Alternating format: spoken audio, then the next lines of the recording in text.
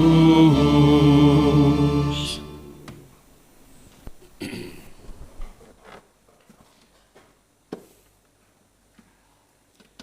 Ibu, saudara-saudariku yang terkasih dalam Tuhan kita Yesus Kristus. Dua warta gembira yang barusan kita dengar bersama mengajak kita untuk memahami sungguh, terutama Injil Suci. Yesus memberi warning kepada kita tentang tantangan yang bakal atau yang sedang kita alami di dalam hidup kita setiap hari. Tantangan-tantangan itu bersifat hanya dua, eksternal dan internal. Tantangan yang merupakan tantangan internal itu ya dari diri kita. Tantangan internal dari diri kita itu muncul dari musuh-musuh yang ada di dalam diri kita. Kita kira musuh hanya ada di luar. Oh jangan, ternyata di dalam juga lebih banyak. Musuh ada dalam diri kita yang nampak melalui tata rasa kita. Ada dua tata rasa dalam diri manusia. Satu, tata rasa bajik dan tata rasa diabolik. Tata rasa bajik itu ya sikap-sikap yang elegan, kasih, cinta, kebaikan, keadilan, kebenaran, pengasih, macam-macam lah. Itu adalah tata rasa bajik yang merupakan percikan sifat-sifat Tuhan di dalam diri manusia. Sedangkan tata rasa diabolik adalah suatu tata rasa yang merupakan percikan sifat setan di dalam diri manusia. Iri, benci, dendam, marah, dan sebagainya. Itu adalah percikan sifat-sifat setanik yang ada dalam diri manusia yang sekaligus merupakan musuh untuk manusia itu sendiri. Seringkali kita mengalami tantangan atau persoalan bukan karena disebabkan oleh orang lain, kita sendiri. Sikap-sikap yang mengendap dalam diri kita yang tadi saya katakan tata rasa diabolik itu yang membuat kita menderita. Jadi seringkali orang bilang, salahmu sendiri, siapa suruh kau begitu? Matilah kau, rasalah kau, ya begitulah, karena memang dari dalam. Kita terjebak dalam musuh-musuh kelemahan yang terderet di dalam diri kita. Musuh eksternal adalah mereka yang berwujud manusia, yang ada di hadapan kita. Entah karena dia memang musuh politis, atau musuh-musuh yang muncul karena relasi kurang bagus, komunikasi nggak mandek, maka terjadilah realitas musuh. Musuh yang menyebabkan saya sakit hati, yang menyebabkan saya tersayat rasa, yang menyebabkan saya kesulitan untuk bisa melangkah mengembangkan usaha dan sebagainya.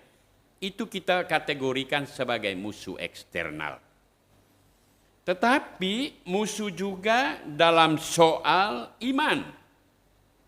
Artinya bahwa apa yang saya imani, apa yang saya hayati, yang merupakan pantulan ajaran-ajaran imanku, yang ingin saya nyatakan, saya ekspresikan, kadang-kadang mendapat tantangan balik, tidak sesuai.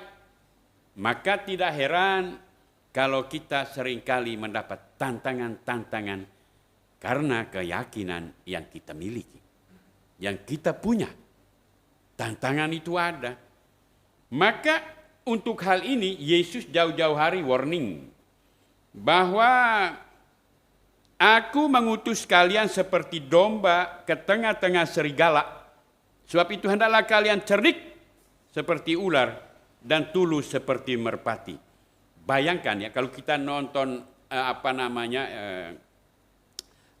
film bagaimana wild animal yang ada di Afrika ya. Bagaimana harimau mengejar rusa. Wah itu empuk, itu enak dagingnya kan. Wah bagus itu, enak. Disantap begitu sedap. Yesus mengibaratkan seperti itu ya. Ia mengutus kita seperti domba di tengah serigala. Serigala kalau lihat domba, matilah. Apalagi kalau lapar, enak. Disantapnya sampai habis. Tinggal tulang-tulang saja. Yesus mengibaratkan seperti itu. Yesus mengibaratkan seperti itu. Dan dia katakan, de facto kamu akan saya utus ke situ. Lalu apa yang kau miliki untuk bisa mampu bertahan di situ? Yesus beri strategi. Apa strateginya? Yesus bilang, cerdik dan tulus itu adalah dua kekuatan yang harus menyertai Anda ketika berada di medan tantangan itu. Terus apa yang dimaksudkan dengan cerdik? Cerdik di sini bukan orang yang akal-akalan, suka kibulin orang.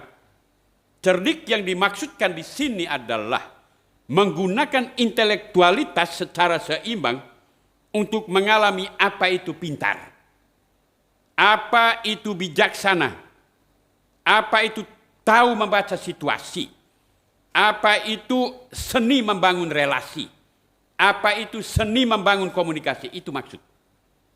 Karena hanya dengan cara-cara ini baru kita akan merasakan bahwa kecerdikan itu merupakan kekuatan yang mampu menyebabkan musuh atau orang yang tidak suka dengan kita mengalami kesadaran untuk paham bahwa kita baik di hadapan dia. Kita bukan seperti apa yang dia pikirkan. Tapi kita adalah orang yang memang memiliki kasih, cinta, dan kebaikan. Bahwa persoalan karena permusuhan itu terjadi karena hanya satu percikan kesalahan. Itu tidak bisa menjadi halangan bagi kita untuk membangun relasi kemanusiaan di antara kita. Kemanusiaan itu adalah nilai yang lebih tinggi dan dari apa yang kita hayati selama ini. Itulah kecerdikan. Dan Yesus memberikan strategi kedua adalah ketulusan. Tulus di sini berarti apa ya? Kerendahan hati. Orang sadar bahwa aku ini hanya hebat karena orang lain. Rendah hati. Orang yang rendah hati pasti disayang orang. Orang yang sombong pasti tidak disukai orang. Rendah hati versusnya sombong. Maka orang rendah hati adalah orang yang sungguh-sungguh menyadari bahwa aku ini hanya berarti karena engkau ada di hadapan saya. Karena engkau. Saya nggak bisa berarti kalau tanpa engkau. Kita semua berarti karena orang lain. Dan engkau berarti karena saya. Proses inilah yang membuat orang untuk bisa saling menerima dan menghargai satu sama lain. Tanpa kerendahan hati, kita tidak mungkin merasa bahwa orang lain itu berguna, berarti bagi saya. Yang ada adalah pengagungan otonomi diri berlebihan, sehingga kita merasa hebat sendiri, pintar sendiri, menang sendiri, mau enak sendiri, mau semuanya sendiri. Astaga, inilah malapetaka yang seringkali membuat kita terjerat dalam musuh pribadi kita. Oleh karena itu, maka Yesus benar. Ketika kita menerangkan atau menerapkan dua strategi ini saat kita berada di dalam medan pelayanan atau medan karya kita, kita perlu tetap cerdik dan tulus. Tetapi manakala kita sungguh-sungguh seperti nggak berdaya, maka iman harus berbicara di situ. Iman harus berbicara. Karena banyak hal seringkali tidak bisa diselesaikan dengan rasio dan perasaan. Dengan pikiran dan perasaan. Hanya iman yang menyebabkan kita bisa menerima realitas yang sulit kita tanggung. Maka Yesus mengatakan, diam. Manakala ada tantangan, ada soal yang melampaui batas tanggungmu, tenanglah karena bukan kamu yang akan berbicara, tapi Bapakku lah yang akan berbicara melalui kamu. Roh Bapakku ini bagus loh. Bagus sekali. Ketika saya masih kerja di pedalaman, banyak kali saya mendapat hal-hal yang aneh-aneh. Entah itu mistis lah, cobaan-cobaan lah dari orang-orang yang ingin mencoba. Mereka kan bilang, pastor itu ilmunya ilmu langit. Selalu mengandalkan langit saja. Kalau kita itu ilmu bumi katanya. Kita pegang ilmu buminya, akar-akar, magic-magic dan sebagainya. Kalau pastor itu ilmu langit. Maka di tempat di mana saya bekerja, mereka paling melihat bahwa Pastor Frit itu memang ilmunya langit. Mereka mulai karang cerita yang bohong-bohong. Mereka bilang kalau mau hujan, pastor hanya tunjuk begini, hujannya lari. Kalau burung terbang, pastor tunjuk begini, burung jatuh. Astaga. Macam-macam saja itu dikarang. Walaupun memang bertumpu pada kenyataan. Pernah satu saat saya mau dibunuh oleh 5 orang. Saya digedor dengan menggunakan, saya kan pakai hardtop. Anjing, keluar anjing. Babi kau, anjing kau. Aduh, apa ini? Saya ketakutan, sampai mahasiswa ya dengan saya di samping saya, kencing. Dan saya tidak rasa, hanya cium bau, lalu saya tanya, kau kencing? Dia bilang, iya saya kencing. Jangan takut, kalau memang malam hari ini kita dua harus, takdir kita mati di ujung pedang, maka siap untuk mati. Menangis tambah menangis. Tapi kalau kita memang ditakdirkan untuk mati di moncong buaya, saat ini kita tidak mati. Dia maki ketok-ketok begini, saya keluar, lalu dia ayun parang, saya pegang dia, ini, pundak, langsung parang terlepas dari tangannya, dia menjadi patung. Dia begini. Saya bingung. Kayak main film. Saya tidak bisa caranya gimana menghidupkan dia lagi atau membuat dia sadar lagi. Lalu saya kehilang akal. Mahasiswa di sampingku, pastor, mati dia pastor. Memang sudah tidak kayak terpaku. Saya tidak bisa hidupkan lagi, gimana caranya? Lalu tiba-tiba ada suara bilang, pegang kedua pundaknya, goyang dia, pasti dia sadar. Saya langsung pegang pundaknya, saya goyang gini, dia teriak. Nah, dia teriak, dia langsung tunduk, mau cium lutut saya angkat. Saya bilang, kenapa Bapak mau potong saya? Nah, mungkin dari situlah pengalaman ini, itu di pedalaman paling hulu. Saya masuk malam-malam di satu perkampungan yang bukan perkampungan tradisional. Saya dicurigai katanya bawa lari nona-nona. Ya. Jadi saya dihimat. Padahal sore itu saya tanya, kenapa kau buat saya begini mau potong? Ya, minta maaf karena tadi ada orang yang bawa lari nona-nona, SD kelas 6, istri 3 dia. Lalu kami pikir Bapak ini termasuk orang-orang yang mau mempermudah supaya bawa. Tidak, you kenal saya? Tidak kenal. Waduh, saya sudah 2 kali masuk di kampung ini, bagaimana kamu tidak kenal saya? Saya sebut orang Katolik yang ada di kampung sebelah. You kenal orang ini, Bapak ini? Ya, nah saya ini pastor untuk mereka. Pastor itu adalah pemimpin agama. Lalu dia ajak saya tidur di rumah. Saya takut, tengah malam dia potong kepala saya. Saya bilang, satu saat saya akan tidur di rumahmu. Astaga. Lalu dari situlah, satu saat, sekampung itu semua minta untuk dibaptis. Saya bilang, tidak, kamu tetap saja. Saya datang bukan untuk membaptis orang. Saya datang hanya untuk melayani orang. Tidak bisa, pastor. Kalau bisa tolong. Bapak ini kan kepala suku. Sudah, dia masuk semua, sekampung itu masuk semua. Saya terima karena mereka mau, saya tidak paksa. Dia masuk, sekampung itu masuk semua. Gara-gara jadi patung dia tadi. Ya, jadi ini pengalaman seperti itu di mana saya pasrahkan diri. Tuhan, silakan atur saya. Karena waktu dia, jadi saya taruh kepala saya di setir gini. Saya berdoa. Dan Tuhan pihak pada saya. Apa ya sebenarnya?